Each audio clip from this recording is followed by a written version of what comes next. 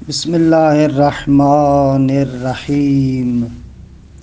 وبہ نستعین انہ خیر ناصر ومعین وصلی اللہ علی محمد وآلہ الطاہرین۔ الحمدللہ، پروردگار عالم کے لطف و کرم سے ہماری گفتگو بدایت الحکمہ کے بیان میں ہے، اور چند مقدماتی مباحث پیش کر رہے تھے کہ ان مقدماتی مباحث میں سے ایک اہم ترین بحث جو وقت کی ضرورت اور نزاکت کی وجہ سے ضروری سمجھتے ہیں کہ اس کے بارے میں کچھ نکات عرض کریں، وہ یہ ہے کہ اصلاً آل محمد علیہم السلام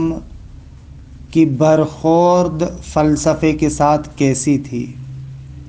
یعنی اہل بیت اطہار فلسفے کے بارے میں کیا سمجھتے تھے، ان کی برخورد کیسی تھی، کیسا مواجہہ تھا۔ یہاں پر معمولاً جو مکتب تفکیک کے ساتھ تعلق رکھتے ہیں اور فلسفے کے مخالفین شمار ہوتے ہیں، ایک جملہ اکثر اوقات کہتے ہیں، اکثر ان کی آپ گفتگو دیکھیں، اکثر جو باتیں کرتے ہیں، جو پروپیگنڈا کرتے ہیں، اس میں اہم ترین ہتھیار ان کا یہ جملہ ہوتا ہے۔ فلسفے کا ترجمہ خلفاء نے اہل بیت اطہار کی دشمنی میں کروایا، یعنی بنی امیہ کے زمانے میں تو اتنی رونق نہیں تھی، لیکن بنی عباس کے زمانے میں وہ لوگ چاہتے تھے کہ اہل بیت کے دروازے سے لوگوں کو دور کریں، لہٰذا ان لوگوں نے فلسفی کتابوں کا ترجمہ کروایا کہ یہاں پر مکتب تفکیک کے جو رئیس ہیں مرزا مہدی اصفہانی، ان کی اگر بات کو نقل کیا جائے تو وہ کہتے تھے کہ اسلام کی سب سے بڑی مصیبت، پہلی مصیبت سقیفہ ہے، اور دوسری مصیبت جو اسی سقیفے کے ہم پلہ ہے، وہ مصیبت یہ ہے کہ عالم اسلام میں یونانی فلسفے کا ترجمہ ہوا، یعنی یہ ایک بہت بڑی سقیفے کی حد تک اسلام کے لیے ایک مصیبت تھی۔ یہاں پر مجھے جملہ یاد آتا ہے اسی مشہور اخباری ملا امین استرابادی کا، کہ وہ بھی اسی طریقے کی ایک بات کرتے ہیں، اصولیوں کے لیے البتہ وہ کہتے ہیں کہ اسلام 2 مرتبہ تباہ و برباد ہوا، بڑا حملہ ہوا، پہلی مرتبہ سقیفے میں، اور دوسری مرتبہ جب علامہ حلی کے توسط سے احادیث و روایات آل محمد کو 4 قسموں میں تقسیم کیا گیا، صحیح ہو، موثق ہو، حسن و ضعیف۔ یہ جو تربیع ہے، 4 قسموں میں روایات کو تقسیم کیا گیا ہے، یہ دوسری مرتبہ اسلام کو پامال کیا گیا، پہلی مرتبہ سقیفے میں، دوسری مرتبہ اس جگہ پر۔ تو یہ بھی بزرگوار مرزا مہدی اصفہانی صاحب جو فلسفے کے بہت بڑے دشمن مانے جاتے ہیں، مکتب تفکیک کے رئیس سمجھے جاتے ہیں، وہ بھی ایسے ہی کہتے ہیں کہ گویا کہ اسلام کی پہلی مصیبت سقیفہ اور دوسری مصیبت یہ ترجمہ، کہ اس ترجمے کے ذریعے سے ان لوگوں نے چاہا کہ اہل بیت اطہار سے لوگوں کو دور کیا جائے، لیکن بڑے افسوس سے کہنا پڑتا ہے کہ پھر ان کے ماننے والے ہی اسی جھانسے میں پڑ گئے۔ یہ مرزا مہدی اصفہانی کا جملہ ہے کہ جو ان کے شاگردوں نے ان کے تقریرات دروس میں لکھا ہے۔ اچھا، میں جلدی میں چلوں کیونکہ آج میں نے اس بحث کو تمام کرنا ہے۔ اس بات کے بارے میں 2-3 نکات پر توجہ کریں۔ پہلا تو جواب وہی عرض کریں گے جو مرحوم علامہ طباطبائی رحمۃ اللہ علیہ نے تفسیر المیزان میں جلد نمبر 5 اور صفحہ نمبر 250 کے بعد کے جو مباحث ہیں کہ وہاں پر مفصل ان تفقیقیوں کے نظریات کے بارے میں گفتگو ہے علامہ کی، وہاں پر جواب دیتے ہیں اس سوال کا، اس اعتراض کا۔ علامہ کہتے ہیں کہ دیکھیں منطقی طریقے سے اگر ایک کام کا انگیزہ باطل ہو تو یہ دلیل نہیں بنتا کہ وہ چیز بھی باطل ہو، یہ مغالطہ ہے۔ اگر ایک کام کا انگیزہ باطل ہے کہ بھئی فلاں انگیزے کے تحت فلاں مقصد کے تحت یہ کام ہو رہا ہے، تو یہ دلیل نہیں بنتا کہ وہ چیز بھی باطل ہو۔ مثال دوں میں آپ کو، یہاں پر مثلا اگر مان لیا جائے کہ بعد میں ہم ذکر کریں گے کہ ایسے نہیں ہے، لیکن اگر مان لیا جائے کہ ان لوگوں کا انگیزہ یہی تھا، فلسفی متون کے ترجمے کا انگیزہ یہی تھا کہ اہل بیت کے مقابلے میں ایک نیا در کھولا جائے، اگر اس کو مان بھی لیا جائے، کما ان کے بعد میں عرض کروں گا کہ یہ اصلاً بات ہی درست نہیں ہے، لیکن اگر مان بھی لیا جائے تو بھی یہ بات دلیل نہیں بنتی کہ وہ اصل بات غلط ہو۔ کہ علامہ کی عبارت ایسے ہے، وَلَمْ يَتَفَتَّنِ الْمُسْتَدِلُّ بِهِ أَنَّ تَسْوِيَةَ طَرِيقٍ لِغَرَضٍ فَاسِدٍ أَوْ سُلُوكَهُ لِغَايَةٍ غَيْرِ مَحْمُودَةٍ لَا يُنَافِي اسْتِقَامَتَهُ فِي نَفْسِهِ۔ آغا یہ مستدل، یہ استدلال کرنے والا بیچارہ اصلاً متوجہ ہی نہیں ہے کہ اگر ایک طریقے کو غرض فاسد کے لیے بنایا جائے، ایک راہ پر انسان غایت غیر محمود کے لیے چلے، تو اس کا معنی یہ نہیں ہے کہ وہ راستہ غلط ہے۔ مثلا کوئی ایک بندہ آ کر تلوار بناتا ہے تاکہ کسی انسان پر ظلم کرے، درست ہے، تو اب اس کا معنی یہ نہیں ہے کہ اس کا جو انگیزہ اور غرض یہ ہے کہ اس تلوار کے ذریعے سے میں مظلوم کو قتل کرنا چاہتا ہوں تو بس تلوار بھی خراب ہے۔ نہ، تلوار کو تم خراب استعمال کرو گے تو وہ کام خراب ہے، اما یہ کہنا کہ تلوار خراب ہے یہ تو دلیل نہیں ہے۔ یا مثلا دین، بہت سارے لوگ دین کو اغراض غیر محمودہ کے لیے غلط انگیزوں کے تحت استعمال کرتے ہیں، خب اس کا معنی یہ ہوا کہ دین غلط ہوا۔ اسی طریقے سے دنیا کے اندر جو آج کل بہت سارے وسائل ہیں جس دنیا میں ہم لوگ رہتے ہیں، خب مثلا فرض کریں انٹرنیٹ، فرض کریں اور بہت سارے جو سوشل میڈیا کی شکل میں ہمارے پاس چیزیں ہیں، خوب بنانے والے نے اسے مثلا اگر فرض کریں، حالانکہ معلوم نہیں، فرض کریں کہ اس نے غلط نیت سے بنایا، تو یہ بات اس بات کی دلیل تھوڑی ہے کہ وہ چیز غلط ہے۔ خوب آپ اس سے اچھا استفادہ کریں، وہ غلط استفادہ کر رہا ہے، یہ کون سی بات ہوئی؟ اگر مان بھی لیا جائے کہ ان لوگوں نے اس طریقے سے ترجمہ کروایا، اس نیت کے ساتھ ترجمہ کروایا ہے، تو بھی اس بات کی دلیل نہیں ہے کہ جو چیز ترجمہ ہوئی ہے وہ غلط ہے، اس کا انگیزہ غلط تھا، اس کی نیت غلط تھی۔ مثلا یہی جو مثال دے رہا ہوں، یہ انٹرنیٹ آپ اٹھا کر لے کے دیکھیں، اگر فرض کریں یہ چیزیں بنانے والے کا انگیزہ اگر غلط تھا، اس کا مقصد یہ تھوڑی ہے کہ بس انٹرنیٹ بس اس وجہ سے غلط ہے، نہ، آپ اس چیز کو کیسے استعمال کرتے ہیں۔ تلوار فرض کریں بنانے والے نے غلط نیت کے ساتھ بنائی کہ میں مظلوموں کو ماروں گا، خوب اس کا معنی یہ تھوڑی ہے کہ تلوار غلط ہے، تلوار خراب چیز ہے، اس کا استعمال خراب ہے۔ یہ اہم نقطہ ہے کہ یہ بیچارے اس مغالطے میں پھنس جاتے ہیں اور لوگوں کو مغالطہ دیتے ہیں۔ او بابا تھوڑی دقت کرو، غور کرو، فکر کرو، کیا کہہ رہے ہو، یہ پہلا نقطہ۔ دوسرا نقطہ یہ کہ آپ نہضت ترجمہ کو اٹھا کر دیکھیں، کہ ہم نے یہاں پر زیادہ نکات نہیں عرض کرنے، وہ جو دروس تھے مقدماتی ان میں عرض ہوا۔ نہضت ترجمہ کو اٹھا کر دیکھتے ہیں، اس مطلب کے لیے کہ واقعاً ترجمے اسی غایت کے عنوان سے ہوئے ہوں تاکہ اہل بیت کے مقابلے میں کوئی پائے گاہ کھڑی کی جائے، اس پر کوئی کافی اور شافی دلائل ہمارے پاس نہیں ہے۔ خوب آپ کتابوں کو اٹھا کر دیکھیں، ہمارے پاس شواہد لے کر آئیں، معتبر اسناد کے ساتھ، معتبر کتابوں سے آپ اسناد لے کر آئیں، خوب ہمارے پاس کوئی ایسا معتبر دلیل اور معتبر چیزیں نہیں ہیں، دلائل نہیں ہیں کہ جن سے آپ یہ نتیجہ لیں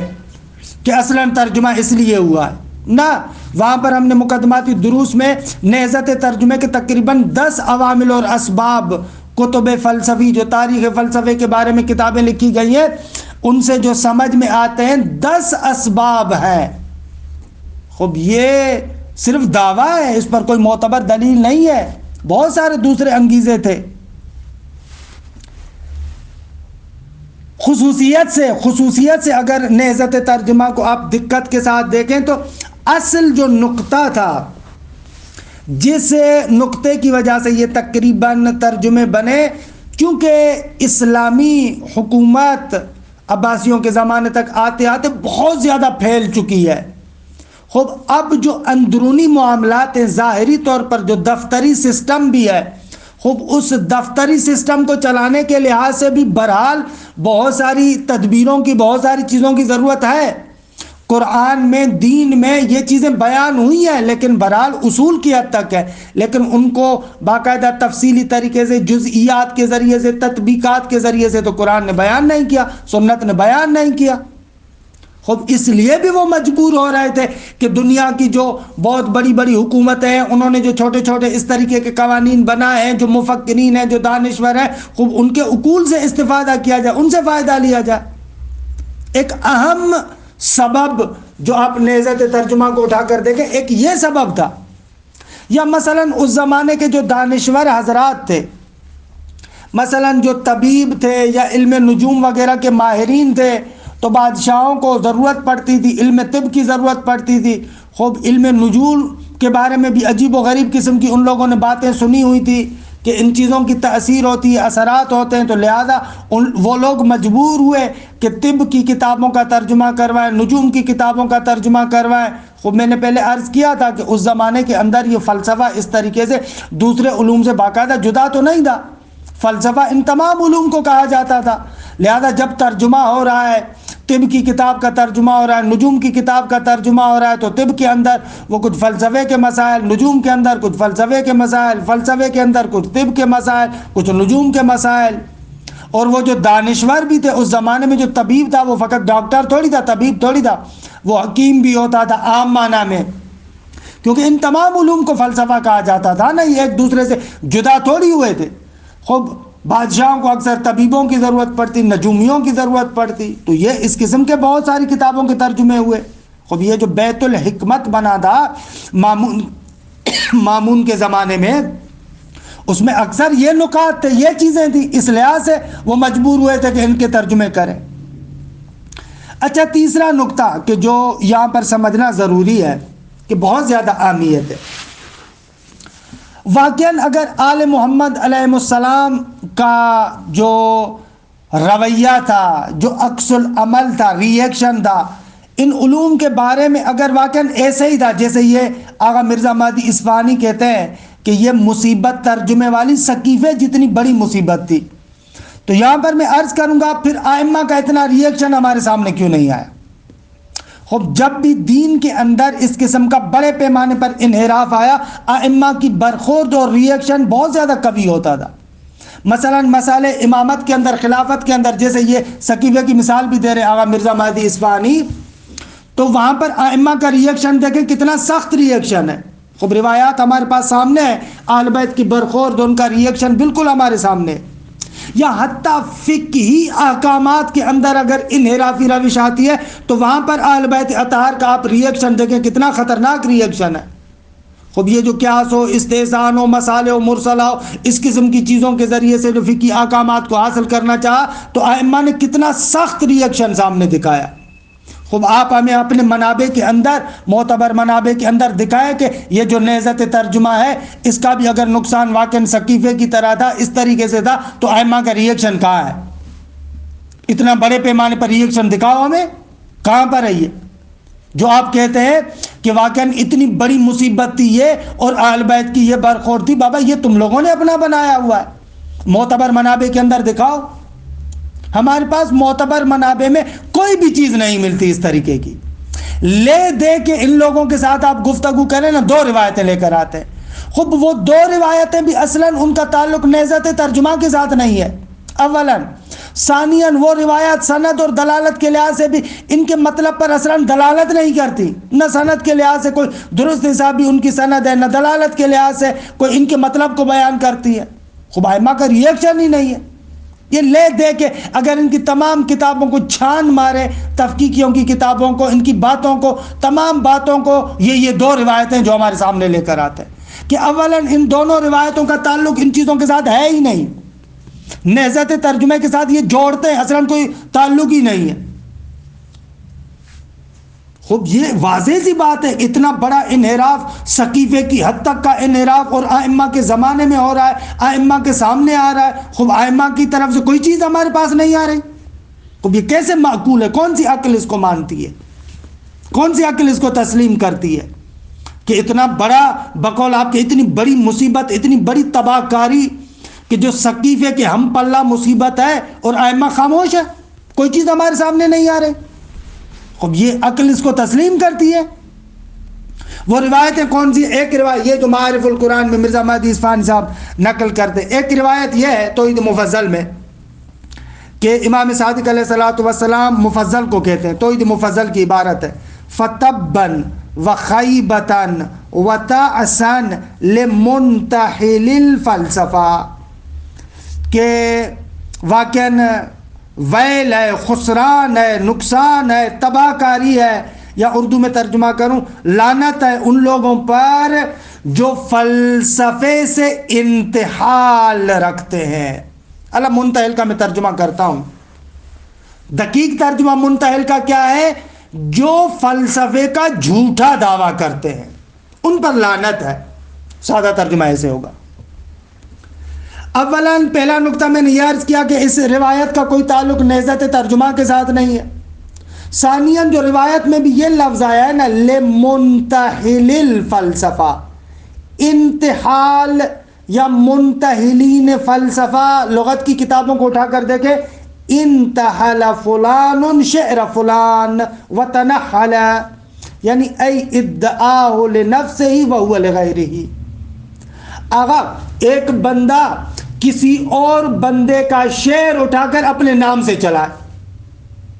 اس کے لیے یہ لفظ استعمال ہوتا ہے انتحل، یعنی جھوٹا دعویٰ، دوسرے کا شعر ہے اٹھا کر اپنی طرف منسوب کر دیا، یہ میرا ہے، خوب اس کو کہتے ہیں منتحل، جھوٹا دعوے دار۔ تو اب امام علیہ الصلوۃ والسلام نے لفظ کیا استعمال کیا ہے؟ آسان لفظوں میں کہوں لعنت ہے اس پر جو منتحل الفلسفہ ہے، منتحل الفلسفہ یعنی جو فلسفے کا جھوٹا دعویٰ کرتا ہے۔ خوب آپ مجھے بتائیں یہ فلسفے کی مذمت ہے یا فلسفے کی تعریف ہے؟ اس جملے میں تو فلسفے کی مذمت نہیں ہے، اس جملے سے تو اتفاقاً فلسفے کی تعریف سمجھ میں آ رہی ہے۔ امام اس کو سنا رہے ہیں جو فلسفے کا جھوٹا دعویٰ کر رہا ہے، یہ پہلا نقطہ۔ دوسرا نقطہ، اسی روایت کے اگلے حصے کو دیکھیں نا، یہ یہاں تک پڑھتے ہیں، اگلے حصے کو دیکھیں، خود واضح ہو رہا ہے کہ امام بیان کریں کہ یہ منتحلی فلسفہ کون ہے، فلسفے کے جھوٹے دعوے دار کون ہے۔ یہ ان لوگوں نے کیا کیا؟ وہی لا تقربوا الصلاۃ والی بات کہہ دی۔ اگلا جملہ جو اس کا ہے وہ اس روایت کا پورا معنی کرتا ہے۔ وہاں پر امام فرماتے ہیں فتبن وخیبتن وتعسن لمنتحل الفلسفہ کیف امیت قلوبہم ان هذه الخلقة العجیبہ حتی انکروا التدبیر والعمد فیہا، کہ آسان لفظوں میں تو لعنت ہو ان فلسفے کے جھوٹے دعوے داروں پر، کس طریقے سے ان کے قلب اور دل اندھے ہو گئے جو اس عجیب خلقت کو نہیں دیکھتے اور اس عالم کے اندر ایک مدبر حقیقی کا انکار کرتے ہیں، ایک باشعور مدبر کا انکار کرتے ہیں۔ خب آپ مجھے بتائیں یہ منتحلی فلسفہ کون ہے؟ یہ وہی مادہ پرست ہے جو خدا کے منکر ہیں، جو عالم کے اندر ایک مدبر حقیقی کے منکر ہیں۔ خوب ان کو امام کہہ رہے ہیں یہ منتحلی فلسفہ ہے۔ اسی روایت میں ان لوگوں کے یہ جو مادی فلسفی ہیں، خدا کے وجود کا انکار کرتے، ان کے رد میں امام علیہ السلام جو اسی روایت کے اندر قول نقل کرتے ہیں وہ ارسطو کا قول نقل کرتے ہیں کہ یہ لوگ ایسے کہتے ہیں کہ کوئی مدبر نہیں ہے، کوئی تدبیر کرنے والا نہیں ہے، کوئی نظم چلانے والا نہیں ہے، خدا نہیں ہے، لیکن حالانکہ ان کے مقابلے میں ارسطو ان کو رد کرتا تھا۔ ایسے اسی روایت میں وقد کان ارسطاطالیس رد علیہم، ارسطاطالیس ان کو رد کرتا تھا۔ خوب آغا جان یہ پوری روایت تو پڑھو یار، یہ پوری روایت فلسفے کی مذمت میں نہیں ہے، فلسفے کی تعریف میں ہے۔ ایک یہ روایت یہ لوگ اٹھاتے ہیں کہ جلدی میں گزروں، وقت گزر رہا ہے۔ دوسری روایت امام حسن عسکری علیہ السلام سے منقول ہے کہ اس کی بھی عرض کیا کہ سند کوئی نہیں، کچھ بھی نہیں سند اس کی۔ وہ ابو ہاشم جعفری سے امام کا خطاب ہے کہ اے ابو ہاشم، ایک ایسا زمانہ آئے گا لوگوں کے چہرے تو ہنستے ہوئے ہوں گے لیکن دل تاریک ہوں گے، خوب سنت ان کے درمیان بدعت میں تبدیل ہو چکی ہوگی، یہ لوگ بدعتوں پر عمل کریں گے، اس معاشرے کے اندر مومن گھٹیا تصور کیا جائے گا، فاسق کو بہت بڑا سمجھا جائے گا، اس زمانے کے حاکم نادان ہوں گے، ظالم ہوں گے، اور ان کے جو علماء ہوں گے وہ ان کے اس ظلم کے بازار میں ان کے جسے کہیں دست و بازو ہوں گے، مددگار ہوں گے۔ اور وہ زمانہ ایسا ہوگا کہ جس میں امیر لوگ فقیروں کا مال ہڑپ لیں گے، اور جو اس طریقے سے گفتگو ہوتی ہے۔ اور امام کہتے ہیں کہ پھر اس زمانے میں بدترین خلق خدا وہ علماء ہوں گے کہ جو فلسفے اور عرفان کی طرف تمائل پیدا کریں گے۔ بدترین خلق خدا وہ علماء ہوں گے جو فلسفے اور عرفان کی طرف تمائل پیدا کریں گے۔ خوب یہ روایت دوسری پڑھتے ہیں۔ اولاً یہ روایت بھی کوئی یعنی اس کی بھی کوئی سند ہی نہیں ہے، درست۔ دوسری بات، امام علیہ الصلوۃ والسلام اسی روایت میں کہ ان لوگوں کی مصیبت یہ ہے کہ اسی روایت کو اگر پورا پڑھیں، امام ان دانشوروں کی بات کرتے ہیں۔ امام آگے فرماتے ہیں یبالغون فی حب مخالفینا، ہمارے جو مخالف ہیں ان کی محبت میں بہت زیادہ مبالغہ کرنے والے ہوں گے۔ ان لوگوں کی، دانشوروں کی صفت ہے۔ خوب تاریخی اعتبار سے آپ اٹھا کر دیکھیں، اکثر فلسفی یا صراحتاً شیعہ ہے یا تاریخی اعتبار سے ان کی شخصیت شیعہ اور سنی ہونے کے لحاظ سے مبہم ہے، لیکن کوئی بھی بڑا فلسفی آپ کو نہیں ملے گا کہ جو آل محمد کا دشمن ہو۔ خوب صوفیہ میں تو بالکل روشن ہے، معمولاً آل بیت اطہار کی طرف منسوب ہوتے ہیں، درست۔ تیسرا نقطہ یہ کہ جو سب سے اہم نقطہ ہے، اگر اس روایت کو آپ اٹھا کر دیکھیں، آپ کے منابع روائی میں سے کتب اربعہ دوسرے تیسرے ایسے جو منابع کسی جگہ پر نہیں ہے، لے دے کہ یہ اصل پہلی مرتبہ روایت حدیقۃ الشیعہ نامی کتاب میں آئی ہے کہ جس حدیقۃ الشیعہ کو منسوب کرتے مقدس اردبیلی کی طرف، کہ وہاں سے پھر مرحوم شیخ حر آمولی نے بھی اس روایت کو اٹھایا ہے اور محدث نوری نے بھی اٹھایا ہے۔ لیکن یہ جو حدیقۃ الشیعہ ہے، ہذا اول الکلام، ثابت نہیں ہے کہ یہ اصلاً مقدس اردبیلی کی ہو، کیونکہ اس کے اندر بہت ساری ایسی باتیں ہیں کہ جو اصلاً مقدس اردبیلی کے مبنا کے ساتھ سازگار نہیں۔ جس چیز کو یہاں پر کفر کہتا ہے وہی تجرید الاعتقاد کے تعلیقے میں خود مقدس اردبیلی کا نظریہ ہے وحدت شخصی کے بارے میں۔ تو اولاً یہ کتاب خود مشکوک ہے، اور اس پیمانے پر مشکوک ہے کہ آپ اندازہ لگائیں علامہ مجلسی جو بیان الانوار کتاب لکھتے ہیں، تقریباً ان کا مبنا طریقہ کار یہ ہے کہ جتنی بھی روایات ہیں آل محمد کی، خوب ان تمام روایات کو جمع کرے، چاہے ضعیف ہو چاہے قوی ہو۔ اور اس زمانے کے اندر علامہ مجلسی کے زمانے میں یہ حدیقۃ الشیعہ کتاب بڑے پیمانے پر معروف ہے، لیکن آپ دیکھتے مرحوم مجلسی ایک چیز بھی اس حدیقۃ الشیعہ سے نقل نہیں کرتے۔ خوب کیوں؟ اس لیے کہ معتبر روایات، یہ معتبر کتاب نہیں ہے،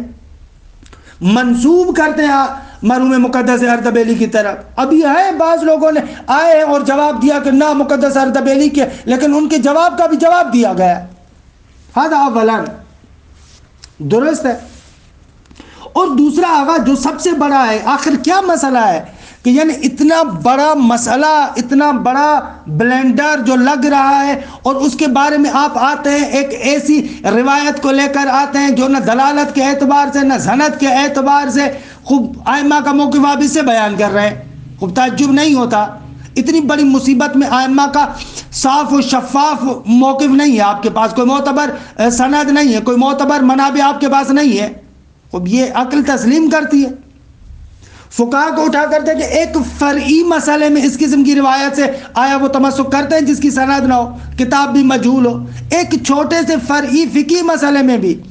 اس قسم کی روایت کی اعتنا نہیں کرتے، بلکہ اس سے زیادہ اور زیادہ قوی روایت بھی ہوتی ہے اس کو بھی رد کر دیتے ہیں۔ تو آپ اتنے بڑے مسئلے میں آ کر ایک بے پدر و مادر قسم کے ایک کتاب سے آپ آئیں اور ایک روایت کو نقل کریں اور اس سے آ کر ایک بہت بڑی بلڈنگ بنانا شروع کر دیں، اب یہ کون سی عقل مندی ہے؟ بہرحال یہ ایک چند نکات تھے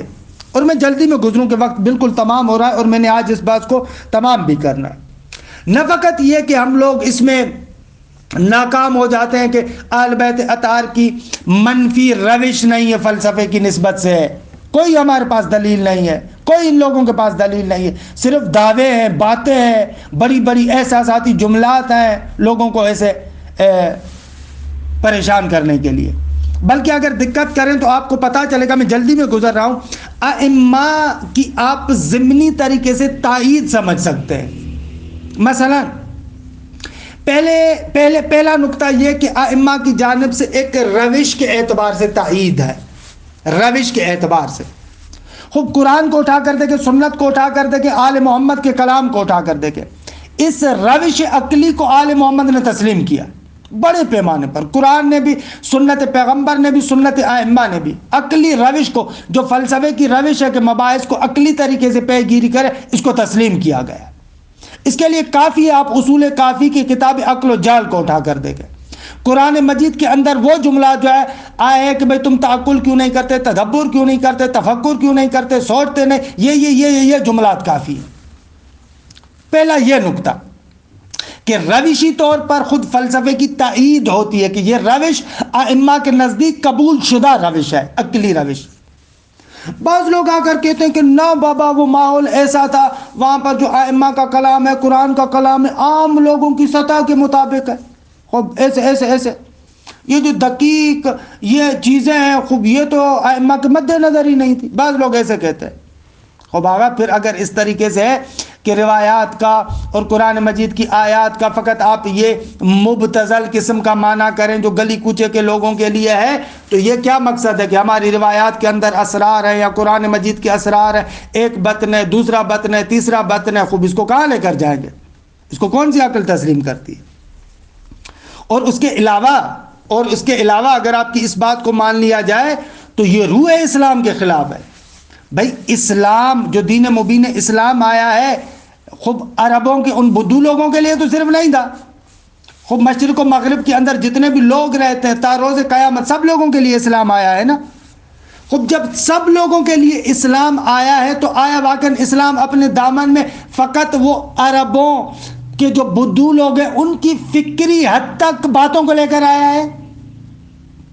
یعنی واقعاً یہ کتنا عجیب نظریہ ہے، یہ دین فہمی کیسی دین فہمی ہے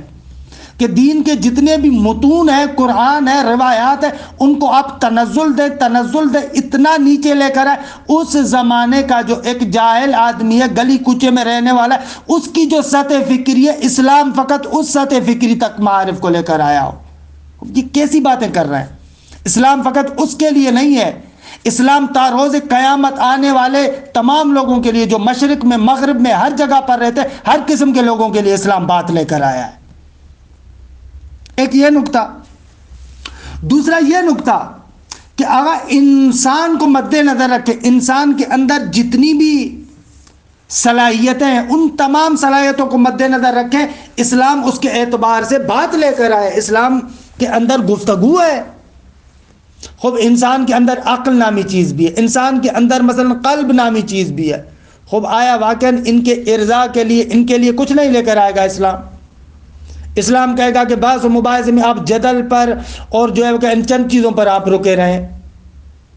یہ کیسے ہو سکتا ہے؟ درست ہے کہ اسلام کے اندر جدال احسن بھی ہے عام لوگوں کے لیے، لیکن وہیں پر اسی جگہ پر خوب برہانی بیانات بھی ہیں اسلام کے۔ جو ایک بہت بڑا مفکر ہے، عقل مند انسان ہے، اس کے لیے بھی اسلام کے اندر گفتگو موجود ہے۔ الاسلام یعلو ولا یعلی علیہ، سب لوگوں کے لیے۔ یعنی آپ لوگوں کے سامنے اگر کوئی بندہ ایک بہت زیادہ کام کرنے والا ہو، عقلی طور پر بہت زیادہ اس نے کام کیا ہو، بقول آپ کے اسلامی منطق میں اس کے ساتھ گفتگو کرنے کے لیے کوئی چیز نہیں ہے، برہانی چیز ہمارے پاس کوئی نہیں ہے، ہمارے پاس فقط یہ چند جدلیاتی قسم کے بیانات ہوں گے۔ خب یہ دین فہمی ہے، یہ اسلام کو سمجھنا ہے، یہ کیسے اسلام کو سمجھ رہے ہو؟ کہ بہرحال یہ نکات ایسے تھے کہ جن کی مجھے تفصیل دینی تھی، لیکن کیا کروں۔ اچھا، اس کے علاوہ یہ تو ایک روشی طور پر کہ بہرحال یہاں پر بہت زیادہ رکنے کی ضرورت ہے، میں عرض کر رہا تھا لیکن بہرحال گزر رہا ہوں۔ آپ قرآن مجید دینی متون کو اٹھا کر دیکھیں، ایسے بالکل نہیں ہے۔ فقط دینی متون کے ان چیزوں کو جمع کیا جائے جن میں عمیق ترین عقلی مباحث بیان ہوئے، واللہ انسان کا ذہن پریشان ہو جاتا ہے، متحیر ہے۔ قرآن مجید کی فقط توحید کے بارے میں آپ آیات کو جمع کریں، نہج البلاغہ کے بیانات توحید کے بارے میں، توحید صدوق کے بیانات نقل کریں، اصول کافی کے بیانات نقل کریں، ان عقلیات کو صرف ایک جگہ پر جمع کریں، آپ کو پتہ چلے گا کہ اسلام کتنے عمیق ترین مطالب کو بیان کرتا ہے، متون دینیہ میں کتنے عمیق ترین مطالب وارد ہوئے ہیں۔ ایسے تھوڑی ہے کہ بہرحال یہاں پر میں شواہد ذکر کرتا لیکن ان شواہد کو چھوڑ رہا ہوں۔ یہ ہو گیا روش کے اعتبار سے، ائمہ کی طرف سے اس روش کی تائید ہے۔ دوسرا، محتوا اور مضمون اور مطلب کے لحاظ سے بھی بہرحال تائید موجود ہے۔ آپ خود آل بیت اطہار کے کلام کو جمع کریں اور آپ دیکھیں کتنے مسائل ہیں کہ جو فلسفے کے اندر بیان ہوئے ہیں، وہی مطالب دقیق اور عمیق طریقے سے ہمارے روایات میں بیان ہوئے، انسان خاضع ہو جاتا ہے۔ اس کے لیے میں صرف ایک کتاب معرفی کر رہا ہوں کہ قواعد عقلی در قلمرو روایات، یہ آغا جواد خرمیان کی کتاب ہے، کہ خوبصورت کتاب ہے، اس کے اندر ان تمام چیزوں کو اس نے نقل کیا ہے۔ اور تیسری تائید جو ہے وہ خاص تائید ہے، نہ فقط محتوا اور مطلب کے لحاظ سے، خاص تائید بھی ہمارے پاس موجود ہے۔ میں نے وہی توحید صدوق کی وہی جو روایت تھی، توحید مفضل، اس میں جو امام صادق علیہ الصلوۃ والسلام ارسطو کی شخصیت کو بیان کرتے ہیں بعنوان ایک بہت بڑی شخصیت کے، خوب امام اس کی بات کو نقل کرتے ہیں،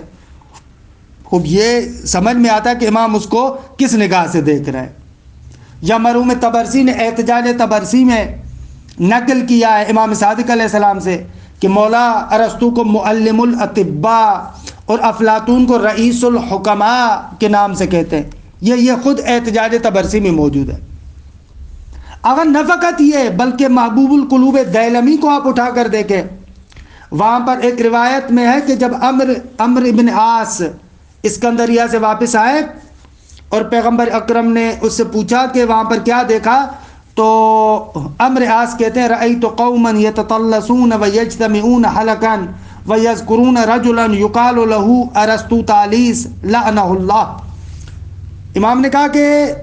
کیا رسول اللہ نے کہا کیا دیکھا؟ کہا کہ میں نے وہاں پر کچھ لوگ دیکھے، مختلف حلقے کی شکل میں ہوتے تھے اور ایک شخص کا نام لیتے تھے ارسطو طالیس، اور خدا کی لعنت ہو اس پر۔ جیسے اس نے یہ کہا نا کہ خدا کی لعنت ہو اس پر، تو پیغمبر اسلام صلی اللہ علیہ وآلہ وسلم اس روایت کے مطابق فرماتے مہ یا عمر، اے عمر خاموش ہو جا، یہ کیا کہہ رہے ہو؟ ان ارسطاطالیس کان نبیا فجعلہ قومہ، کہ ارسطاطالیس ایک نبی تھا جس کو لوگوں نے بھلا دیا، مجہول ہو گیا۔ خود یہ روایت بھی موجود ہے، خود دیلمی اس کو نقل کرتا ہے، محبوب القلوب دیلمی کو اٹھا کر دیکھے۔ میں نہیں کہتا ان روایات کی جو بات کر رہا ہوں میں کہوں کہ یہ روایات بڑی سند کے لحاظ سے معتبر ہے، نہ میں یہ نہیں کہہ رہا، عرض یہ نہیں کر رہا۔ میں کہہ رہا ہوں جس طریقے سے آپ جو روایات لے کر آ رہے ہیں سند کے بغیر ضعیف روایات لے کر آتے ہیں، تو ادھر سے بھی کچھ روایات موجود ہیں، حالانکہ وہ روایات تو آپ کے مطلوب پر دلالت نہیں کرتی، لیکن یہ روایت تو صراحت سے بیان بھی کریں، ان کی عظمت اور مقام کو بھی ذکر کر رہی ہیں۔ کہ اس روایت کے نقل کرنے کے بعد کہتے ہیں کہ اس روایت دیلمی کہتے ہیں کہ اس روایت کی تائید اس بات سے ہوتی ہے کہ سید طاہر ذو المناقب والمفاخر رضی الدین علی بن طاووس، سید بن طاووس، وہ اپنی کتاب فرج المحموم میں ایک قول کے مطابق نقل کرتے ہیں کہ ابرخس اور بطلمیوس نبیوں میں سے تھے، بلکہ حکماء یونان اکثر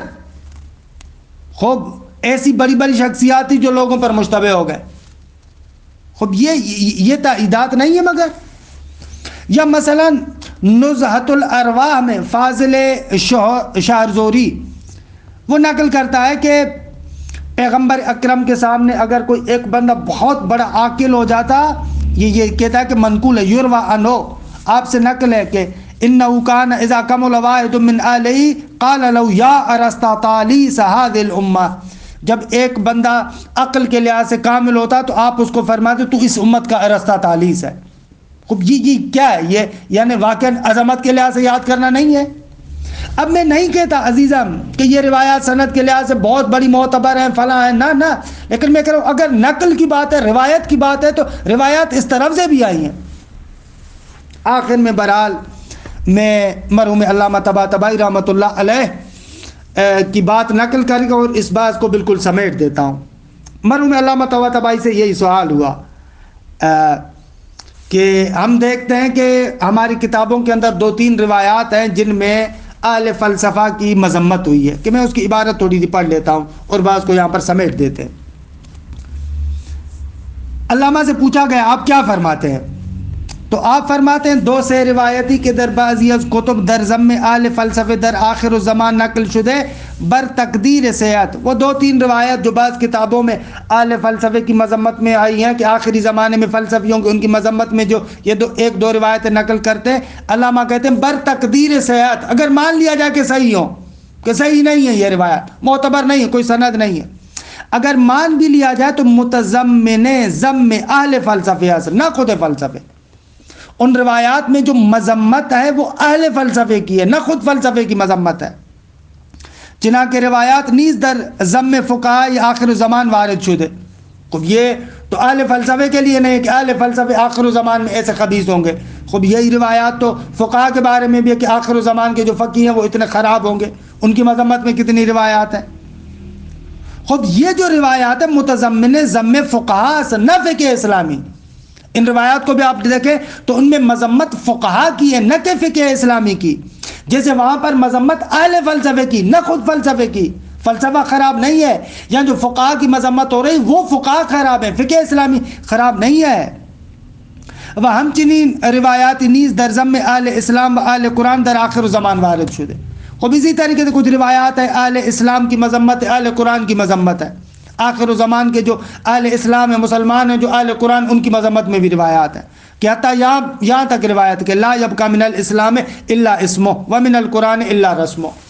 کہ آخری زمانے میں اسلام کا فقط نام رہے گا، قرآن کے فقط خطوط اور نقوش رہیں گے۔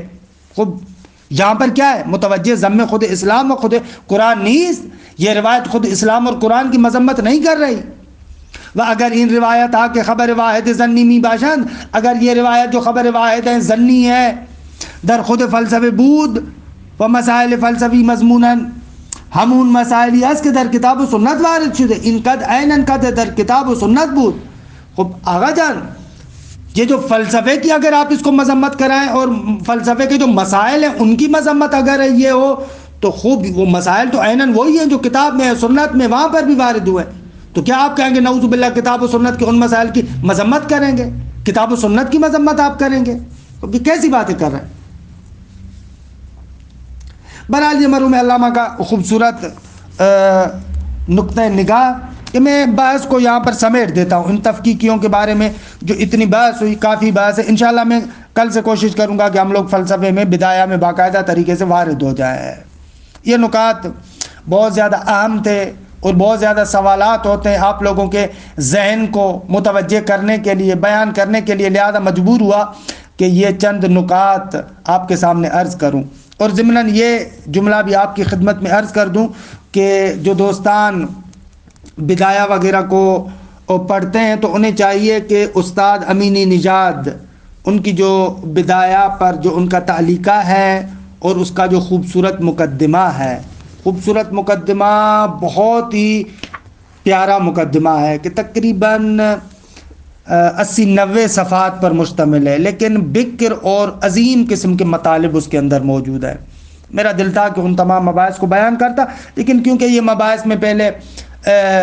مقدماتی مباحث میں عرض کر چکا ہوں وہاں پر اکثر مباحث، لہذا ان کا تکرار یہاں پر میں نہیں کرتا۔ انشاءاللہ کل سے ہم لوگ باقاعدہ طریقے سے بدایہ میں وارد ہو جائیں گے۔ پروردگار عالم ہماری زبان پر وہ جملات جاری فرمائے کہ جو جملات واقعاً اس کی رضا کا باعث ہوں، آل محمد کے مکتب کے احیاء کا باعث ہوں، اور خداوند منان آپ کو اور ہمیں یہ توفیق عنایت فرمائے۔ وصلی اللہ علی محمد و اہل بیتہ الطیبین الطاہرین۔